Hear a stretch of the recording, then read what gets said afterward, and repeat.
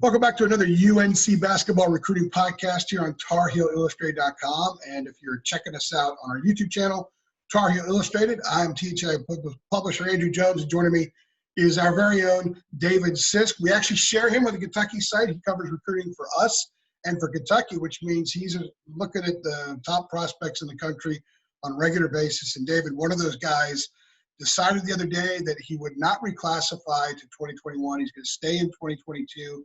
One of the top players in the nation, one of the top point guards, Skyy Clark. You've been all over his recruitment. So my question to you out of the gate is, how does Skyy Clark staying in 22 affect North Carolina's recruitment of him?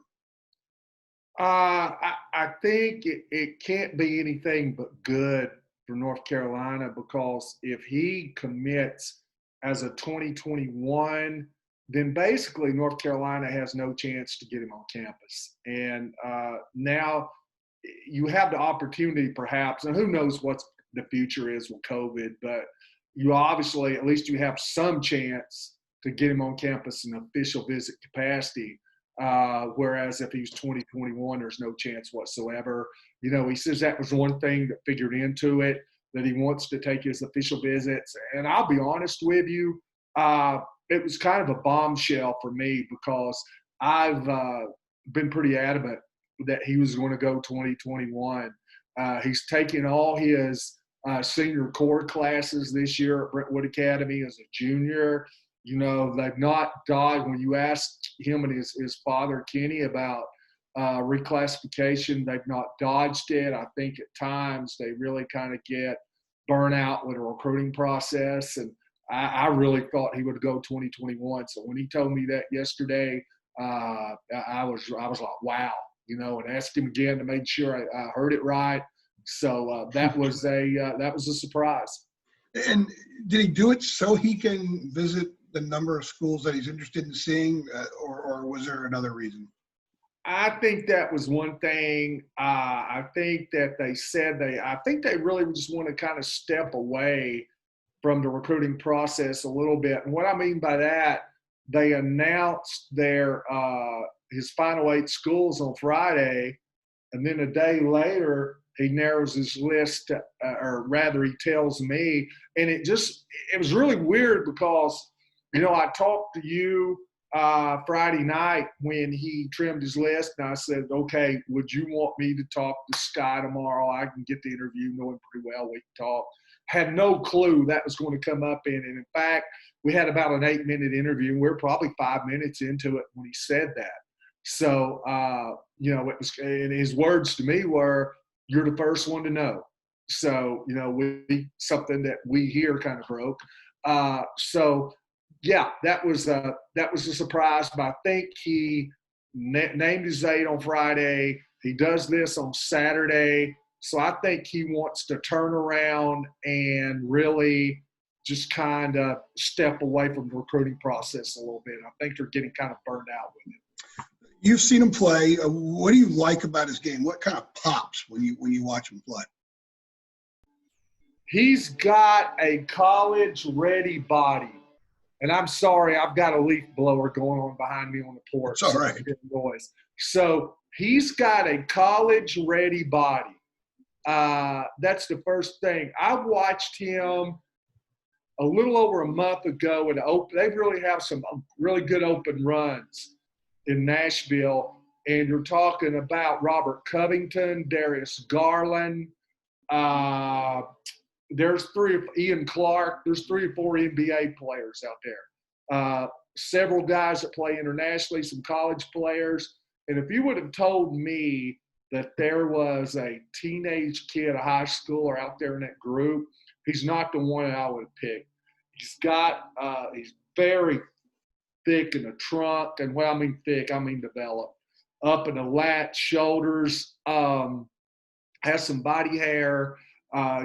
He doesn't look like a guy that's going in to be a high school junior. And that's the first thing I noticed. The second thing I noticed was, even against guys like this, with pro guys guarding him, he could get to the rim anytime he wanted to. They couldn't stop him. So those are the things. I can imagine what he would do with high school kids. So those are the things that really stuck out to me. In reading some interviews he's done over the last 6-7 weeks and even listening to him a few times, kind of following some of this stuff on social media, he strikes me as a pretty mature kid. So what is his maturation level, and how do you think that might play into his recruiting process? Some kids kind of take ownership of their process a little bit more. Some pass it on and have handlers handle it, and it's a little tougher to read when they do that. Kind of how would you characterize him in that sense? Well, here's the thing with him. He comes out of a very solid family, so there are no handlers in this. It's him and his dad, Kenny. Kenny's been through this process. He played there professionally, played for college at Central Florida, so he knows. He's been through all this. And like I said, they're very mature about this. Skyy's mature about it, got a great head on his shoulders. He's a good interview. He's well-spoken. He's well thought out. And one thing, they're open about it. And Kenny and I talked yesterday, and we were talking about players who are really kind of keep things under wrap and keep it quiet. And he says, I don't understand that. He says, get it out in the open, whatever you're thinking. And he said, I don't see why you don't let people know. And he said, I don't know what keeping things a secret. I don't know what that advantage it gives you. So they're open, but they're very well thought out. Like I said, very intelligent people. Yeah, I've wondered that too, because a lot of times they're the ones that complain the most about what's being written and said about whatever prospect it is, whoever it is, that if they don't talk a lot, people are still going to talk. They're still going to write. They're still going to speculate. And if you don't control the narrative yourself, then you have no control at all, and then they complain about what's being said. I've never understood. I'll tell you what kind of kid he is, and people around Carolina may not know about this, but when the Black Lives Matter protests started across the country, he attended one in Nashville. He hadn't been here but a few weeks, and they had a big one downtown Nashville, and some of it kind of got out of hand. So he and a couple other guys came back the next day and cleaned up around the courthouse, scrubbed graffiti off the wall. And they were like, he tweeted out the next day, said, hey, when all this was going on, I was at home. So, that just kind of tells you. And he also hosted a kind of a community healing service at a local church through all this, issues, maybe differences among races and things like that.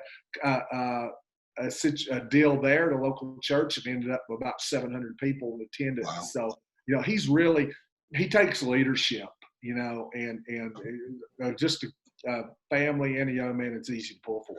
As a player, how would he fit in with a Roy Williams' style of play?